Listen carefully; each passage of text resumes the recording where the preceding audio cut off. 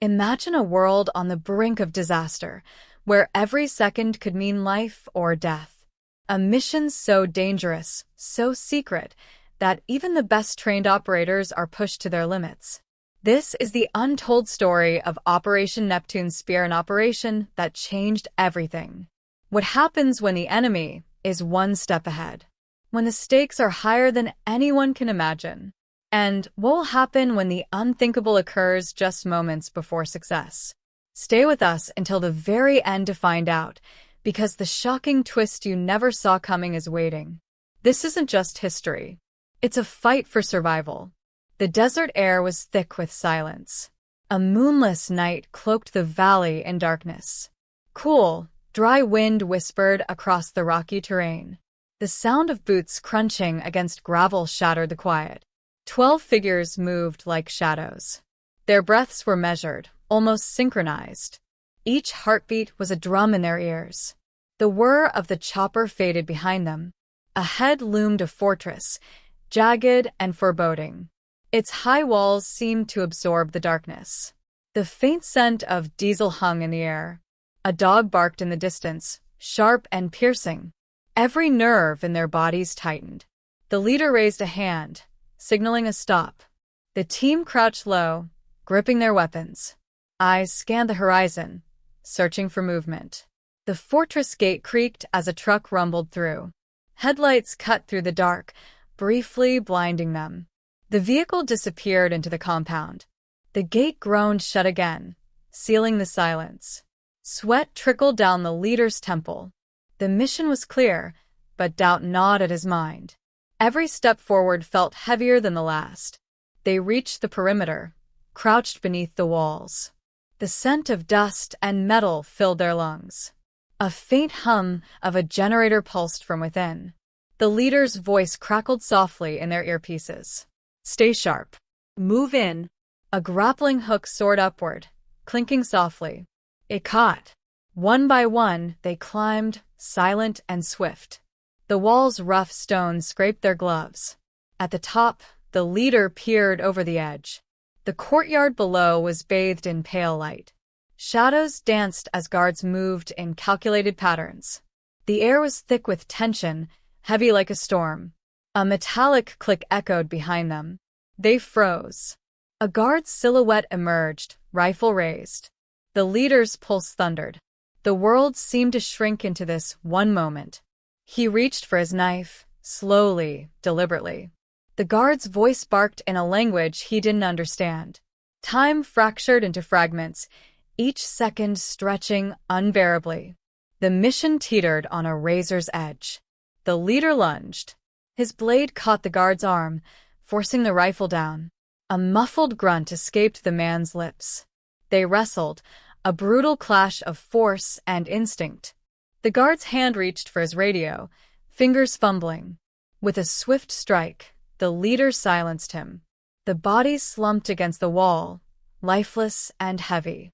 The team held their breath, ears straining for alarms. The compound remained quiet, its routine undisturbed. The leader gestured downward.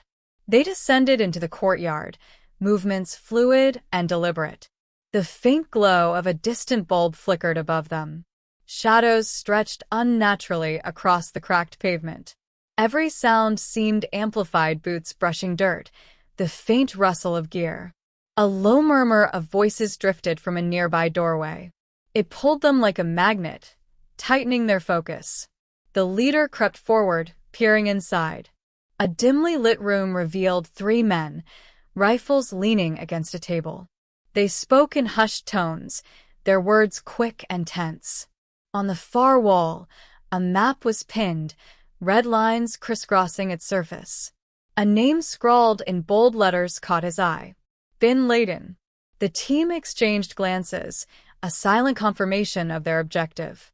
The leader raised his fist. "Wait," he mouthed. Their timing had to be perfect.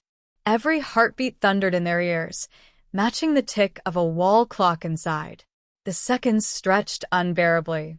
A metallic clang echoed from deeper in the compound. One of the men inside turned toward the noise, suspicious. He grabbed his rifle, muttering something to the others. The leader gave the signal. The team surged forward, swift and silent as wolves. Silence shots snapped through the air. The guards dropped without a sound, their bodies hitting the floor with a dull thud. The leader's eyes locked on the map, its lines weaving a story of chaos. The air was heavy with the tang of adrenaline and iron. And from deeper within the fortress, a faint sound emerged. Footsteps. Quick, purposeful, and growing louder. The footsteps echoed like a countdown. Each step louder, sharper, closer. The team pressed against the walls, weapons ready. Shadows shifted in the doorway. A figure appeared, silhouetted against the dim corridor light. He carried a rifle, his posture tense, scanning the room. The leader held his breath, fingers steady on the trigger. The figure stepped inside, cautious, eyes darting. One misstep, one creak of the floorboards, and the mission would unravel. The figure paused, his gaze landing on the fallen guards. His hand shot toward his radio. The leader fired. The silenced shot was swift, precise.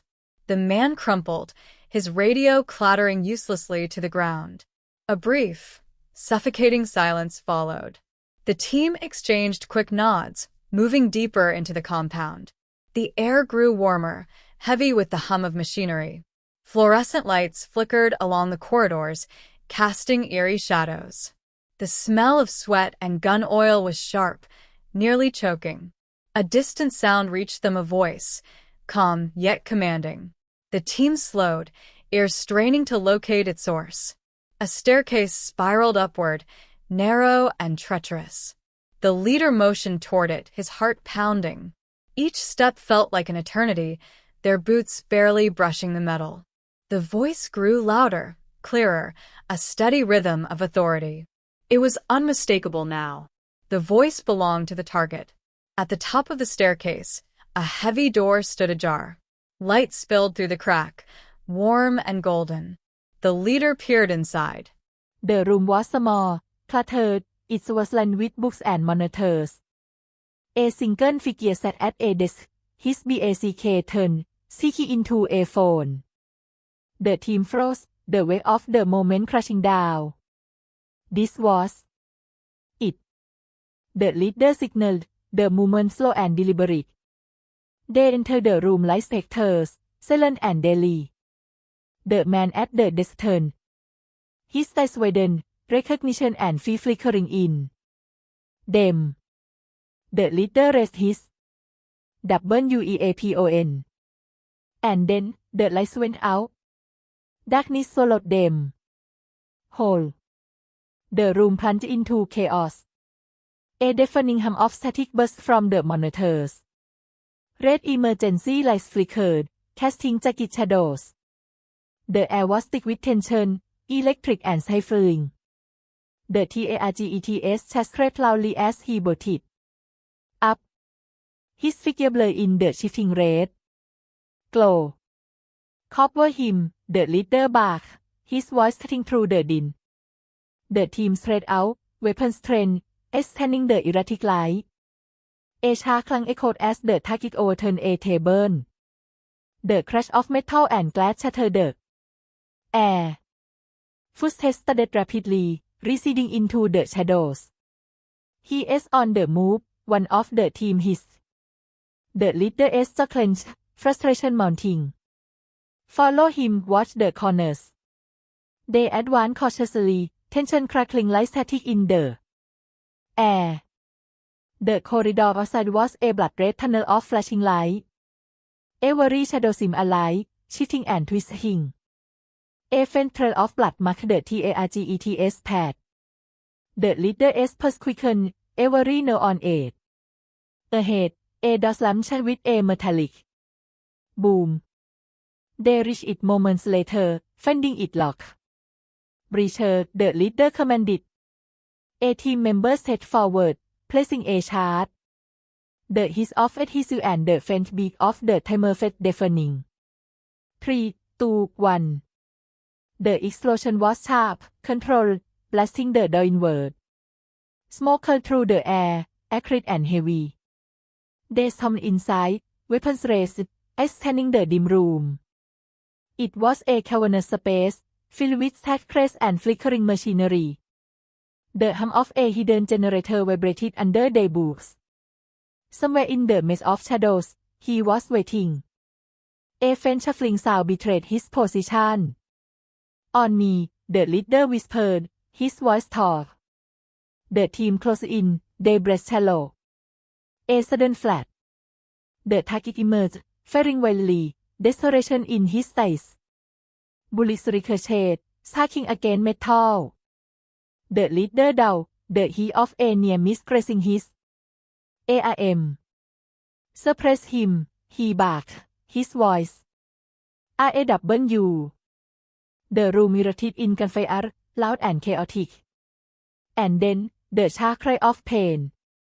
The target crumpled, clutching his side, blood pooling beneath him. The leader approached, gun steady, heart pounding. The man's eyes met his, defiant even in defeat. Check the room, the leader ordered, his voice cold.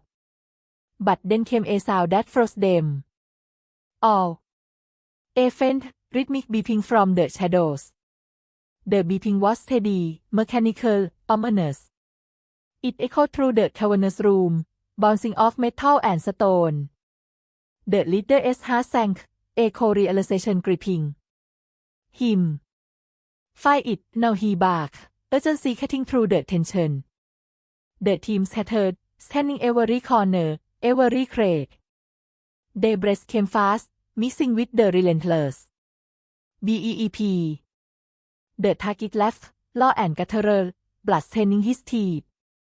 "You're too late," he rasped, his voice cracking but less with malice. The leader grabbed him by the collar, dragging him upright. "Where is it?" he demanded, his voice growl. The target coughed, blood splattering the ground. His grin widened, defiance blazing in his eyes. It is everywhere. The word sent a chill through the team, sharper than the cold steel in day. HANDS. One of the operators called out, voice tall with dread. "SIR, over here." The leader turned, his boots thudding against the floor. A black device sat nestled between crates, its red light blinking in rhythm. The beeping grew louder, faster, more insistent. Wires snaked from the device, intricate and menacing. A timer glowed on its face, counting down in cruel precision.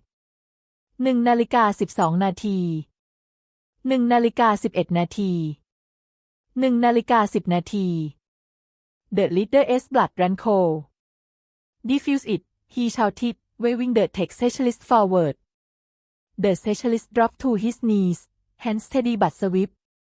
Sweat gleamed on his forehead, dripping onto the floor.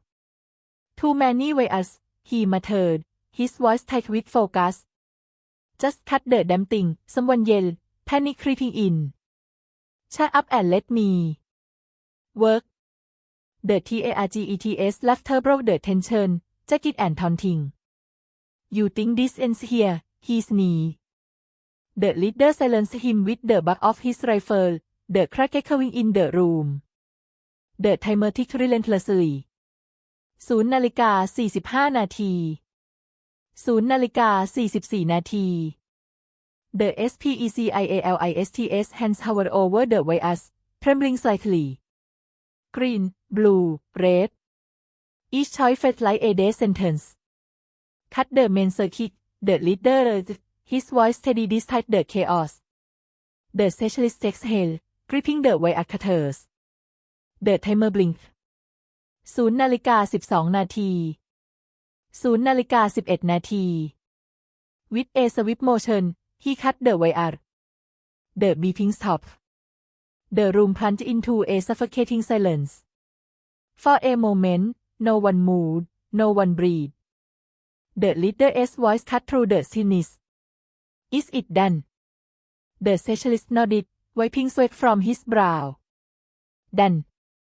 But then, from the far corner of the room, another beep. Fainter, slower, And far more sinister. The faint beep sent a ripple of dread through the team. Heads whipped around, scanning the shadows. The sound was distant, deliberate, like a predator stalking its prey. The leader's pulse hammered in his ears. Spread out. Find it, he barked, his voice sharper than a blade. The team moved with frantic precision, boots thudding against the floor. The cavernous room seemed to shrink, the walls pressing inward. Every crate, every shadow, was a potential threat. The target, slumped and bleeding, coughed out a chilling chuckle. "You'll never stop it," he wheezed, a grim satisfaction in his tone. The leader glared, his grip tightening on his weapon. "Talk," he demanded, his voice a low growl. The man shook his head, blood-streaked teeth flashing in a grin. "You don't understand. You've already lost." A crackle of static burst through the team's earpieces. "Command to Bravo team, do you copy?" The leader pressed his calm, voice steady despite the chaos. "Command, we've located the target. Secondary device suspected. Timer active." A pause, heavy with unspoken fear. "Understood. Evac team is on standby. Proceed with caution." The beeping grew louder, its tempo accelerating. One of the operators called out from the far side of the room. "Over here. I've got it." The team converged, weapons raised, eyes locked on the device. Smaller than the first, but no less lethal. The timer blinked menacingly. 0:59. 0:58. The specialist dropped to his knees again, eyes scanning the wires. "This one's different," he muttered, his voice strained. The leader crouched beside him, watching every move. "Can you stop it?" The specialist hesitated, his fingers hovering over the device. "Maybe. But if I'm wrong?" The unspoken truth hung heavy in the air. The target's laughter echoed once more, rasping and hollow. The leader turned, his patience fraying. "What's the trigger? Answer me." The man's head lolled to the side, his breath shallow. But his eyes, defiant and gleaming, said enough. This was a message, a statement of power. The specialist cursed under his breath. Too many redundancies. It's rigged to fail safe. The leader's jaw tightened. "Then we don't have time. Everyone." A sudden explosion rocked the compound. The floor trembled beneath them, dust raining from above. The red emergency lights flickered, then died completely. Darkness swallowed them again, but the beeping remained. Louder, faster, and impossibly close. The air crackled with tension, thick and suffocating. The team braced, instinctively crouching as the room seemed to close in on them. Dust swirled in the darkness, sharp and stinging. The faint beeping persisted, relentless and unforgiving. The leader's voice was low, firm, as he barked orders. "Stay sharp. Check every corner." Their movements were sharp, but every step seemed too slow, as if the world itself was holding its breath. The specialist, his face pale in the darkness, worked frantically at the second device. Sweat poured down his face, his hands trembling with the weight of their only hope. The beeping sounded like a countdown to disaster. The team scanned every inch of the room, their weapons at the ready. But every shadow, every flicker, felt like the approach of death.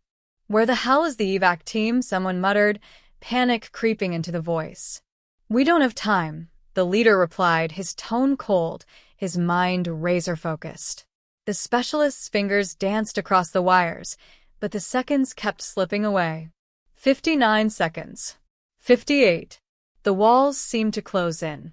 The sound of his own breathing felt too loud. Every heartbeat thundered in his chest. Suddenly, the door crashed open. The team spun, weapons aimed at the figure that stood silhouetted in the doorway. A shadow, fleeting yet powerful. Then came the voice. "Mission complete." The words hung in the air like an impossible truth. The leader's breath caught in his throat. For a split second, disbelief gripped him. "Command," he whispered, as the figure stepped forward.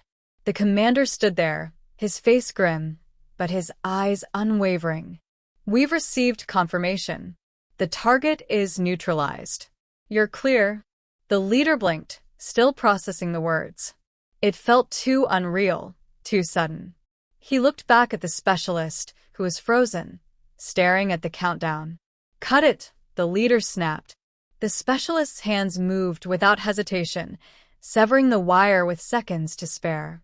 The beeping stopped. Silence descended upon them like a thick blanket. But as they stood there, staring at the now-still devices, the leader felt a chill creep down his spine. This mission, this battle, was not over. Not yet. The silence in the room was suffocating, like the calm before a storm.